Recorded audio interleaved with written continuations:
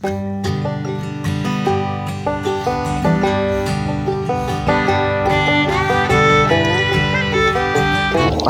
warahmatullahi wabarakatuh. Kembali lagi ke channel saya, Entok Medan Channel. Halo, apa kabar sahabat peternak entok seluruh Indonesia? Apa kabar semuanya? Agar channel ini semakin maju dan berkembang, jangan lupa di like, komen, dan subscribe video ini. Begitu teman sekalian, kali ini channel Entok Medan akan membawakan judul tentang lebih baik mana beternak entok, anakan dahulu atau indukan dahulu.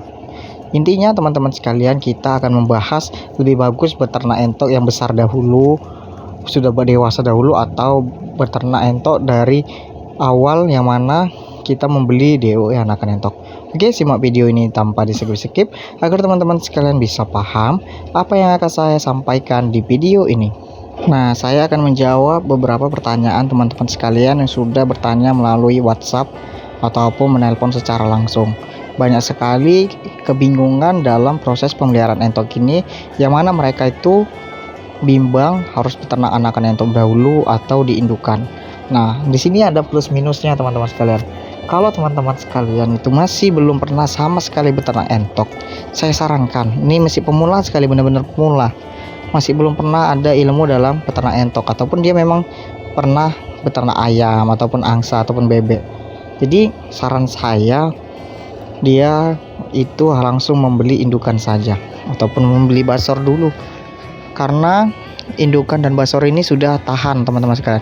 Istilahnya kalau mati itu dia sudah tahan lah, kalau bukan karena penyakit ya teman-teman sekalian, karena memang perubahan lingkungan itu dia sudah tahan, dan juga sistem kekebalan tubuhnya dia juga sudah mulai mapan, bukan sudah mulai mapan, sudah mapan. Intinya kita harus per 6 bulan tuh rajin vaksin. Sekarang nggak boleh kita sepelekan masalah vaksin. Sudah saya gunakan ataupun sudah saya amati di beberapa peternak entok yang ada di daerah Medan Binjai, itu wajib divaksin. Minimal seumur hidup entok itu sekali terkena vaksin, mau itu di anakan ataupun sampai di usia dewasa. Nah, awal mulanya itu ya divaksin tetes, setelah itu vaksin minum, dan setelah dia sudah cukup dewasa baru kita injeksi, kita suntik. Nah, menurut saya ya lebih bagus teman-teman sekalian itu beternak indukan dulu, karena dari proses makanannya, pemberian pakan itu gampang dan mudah. Kita tinggal membeli dedak dan juga pakan-pakan alternatif, atau memang masih belum mengetahui pakan alternatif ya boleh-boleh saja beli pur ataupun beli pelet, boleh teman-teman sekalian. Intinya dicampur dengan dedak biar supaya lebih murah lagi biayanya. Kalau kita berikan full pelet ya rugi teman-teman sekalian, bukan rugi saja ya, bisa gulung tikar lama-lama. Tapi kalau hobi-hobian kayak kita beternak entok jumbo ya memang harus pakannya pakan terbaik agar dia cepat besar dan pertumbuhan bobot badannya itu cukup untuk menunjang genetikanya yang memang benar-benar besar.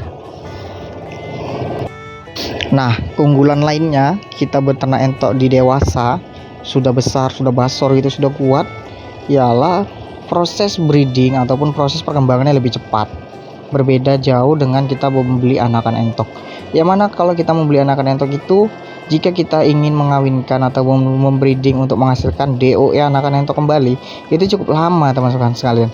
Yang mana kita harus membesarkan anakan entok tersebut sampai usia 6-7 bulan baru dia bisa menghasilkan telur, baru bisa dikawinkan. Begitu pula dengan basor, kita membesarkan dulu sampai dengan seminimal mungkin itu basor itu 7 bulan sampai dengan 8 bulan itu baru boleh teman-teman sekalian di breedingkan. Nah, itu kan terlalu lama dan juga memakan waktu yang panjang dan biaya pakan yang cukup mahal juga, karena kan memang lama dia prosesnya teman-teman sekalian.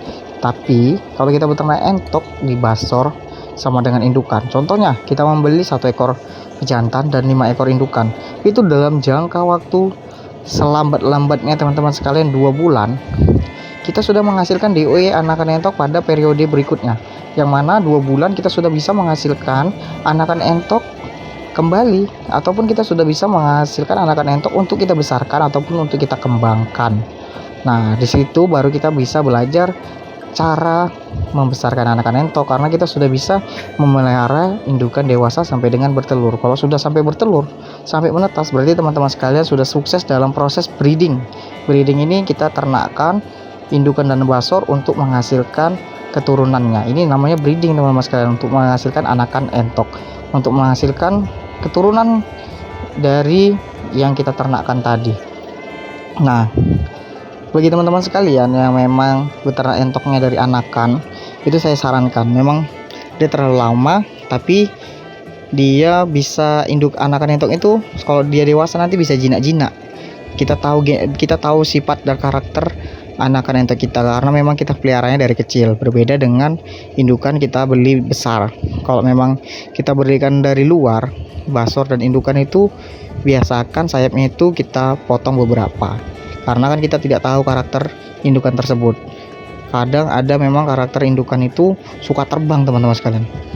Sudah kita buat temboknya itu tinggi, dia tetap terbang lewat dari pagar kita, ya kan kita rugi kalau kita tidak tahu indukan tersebut terbang, ya kan rugi kita teman-teman sekalian, hilang indukannya ataupun basornya hilang. Jadi ya setiap pembelian baru indukan ataupun basor itu saya sarankan harus dipotong dulu beberapa helai bulu yang ada di sayap kanan maupun kiri. Boleh di kiri saja boleh. Kalau di kiri saja kita potong, dia terbangnya sudah tidak seimbang, maka dia terbangnya juga tidak terlalu tinggi. Bisa tetap terbang tapi tidak terlalu tinggi. Intinya kita aman dari yang namanya kehilangan indukan entok ataupun basor entok kita yang baru kita beli terbang, maksudnya ya kawan-kawan sekalian, dari area kandang.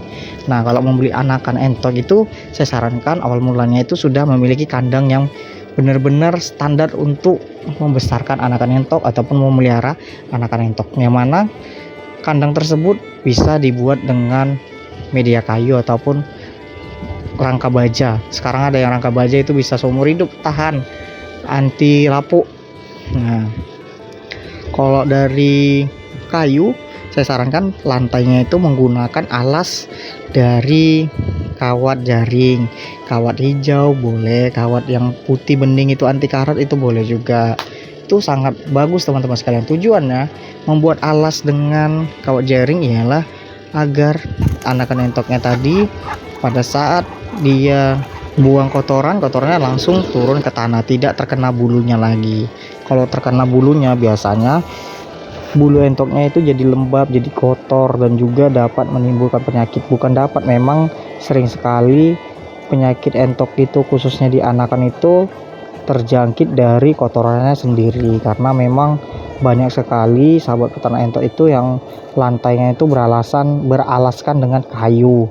Karena kayu ini kan kawan-kawan sekalian sulit juga untuk dibersihkan. Bisa, tapi kalau kita kurang rajin lah, istilahnya bahasanya itu kurang rajin, ya dia bisa menyebabkan penyakit berak kapur teman-teman sekalian. Kolera berak kapur, berak hijau itu sangat berbahaya sekali, bisa ludes satu kandang, bisa mati. Contoh kita membeli 100 ekor, kalau satu sudah terkena itu ya bisa saja mati semuanya. Nah, untuk anakan entok juga kita harus menyiapkan beberapa lampu berwarna kuning. Kalau zaman dahulu itu kan lampunya memang berwarna kuning semua teman-teman sekalian. Di tahun 2005 mungkin kan masih banyak yang pakai lampu yang berwarna kuning. Itu sangat bagus karena memang semua mesin penetasan itu pasti menggunakan lampu untuk menghangatkan box tempat ataupun mesin tempat bertelur itu, mesin penetasan itu ya berwarna kuning semua, karena memang panasnya lebih bagus dibanding lampu berwarna putih. Sampai saya tidak pernah melihat ya teman-teman sekalian, mesin penetasan itu menggunakan lampu yang berwarna putih. Rata-rata semuanya menggunakan lampu yang berwarna kuning. Jadi itu kita contoh untuk menghangatkan DOE anakan entok kita sampai besar, sampai di usia 1 bulan dia kan sudah cukup besar teman-teman sekalian.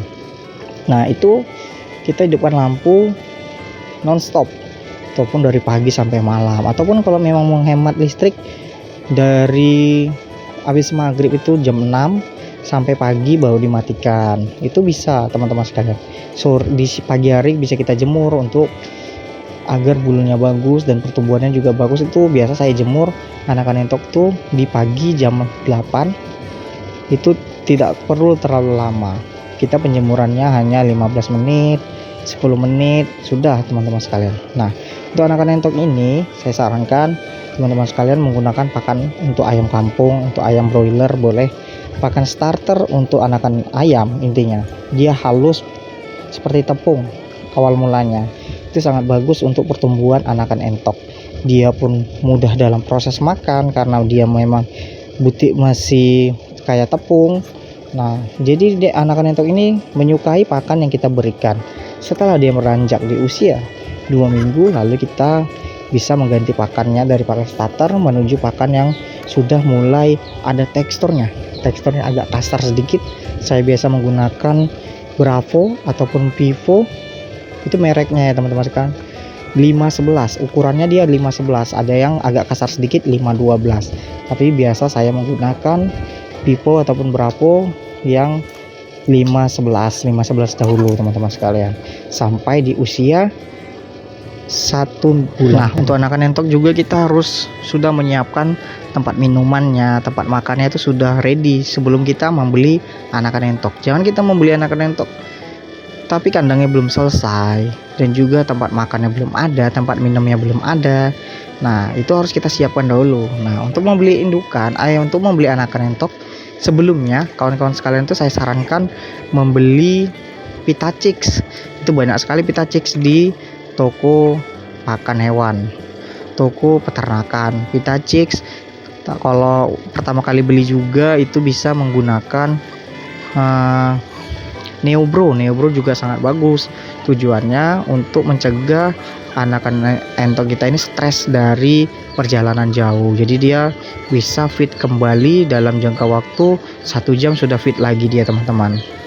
Nah, untuk anakan entok ini kita juga harus memang benar-benar menjaga ya teman-teman, sama mengontrol minimal 1 hari itu 5 kali kita cek kandang. Dari pakannya, dari pakan harus memang benar-benar selalu tersedia, minumnya juga harus benar-benar selalu tersedia. Kita harus mengontrol bagaimana kesehatan anakan entok kita. Terkadang ada beberapa ekor yang terjepit temannya ataupun kalah dalam proses makan dikarenakan kandang kita tidak layak ataupun kandang kita kurang besar. Teman-teman sekalian, kita paksakan dengan populasi yang cukup banyak, itu sangat mengganggu pertumbuhan dan juga bisa mengakibatkan kematian di ternak entok kita, khususnya di anakan entok, karena memang anakan entok ini angka kematiannya cukup tinggi teman-teman. Jadi ya kita harus menanggulangi semua itu sebelum kita memasukkan atau membeli DOE anakan entok. Saya sarankan untuk pemula itu berternaknya maksimal itu 30 sampai dengan 50 ekor dahulu. Tapi kalau sudah pernah sampai panen membesarkan itu ya boleh-boleh aja, mau 100, 200, 300 ekor bebas-bebas saja. Nah, sekarang bagi teman-teman sekalian yang ingin membeli DOE anakan entok sudah saya open pemesanan di harga Rp15.000 di usia 1 minggu.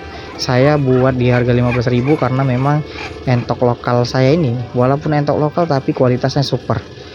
Saya sudah memilih genetikanya yang bagus dan layak untuk dijadikan indukan maupun basor. Jadi tidak kecewa lah teman-teman sekalian yang membeli indukan dan basor ini. Indukan itu minimal beratnya 2 kg, minimal bisa 2 kg up, dan basor itu seminimal di kandang saya itu 3 kilo lebih. Nah, bisa maksimal itu 3,5 sampai dengan 3,7.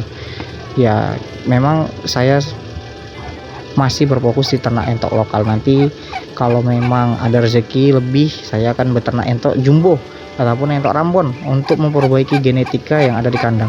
Bukan memperbaiki, untuk meningkatkan kualitas ternak entok yang ada di channel saya ataupun di kandang saya. Oke, saya rasa paham. Sekian dulu dari channel Entok Medan. Assalamualaikum warahmatullahi wabarakatuh.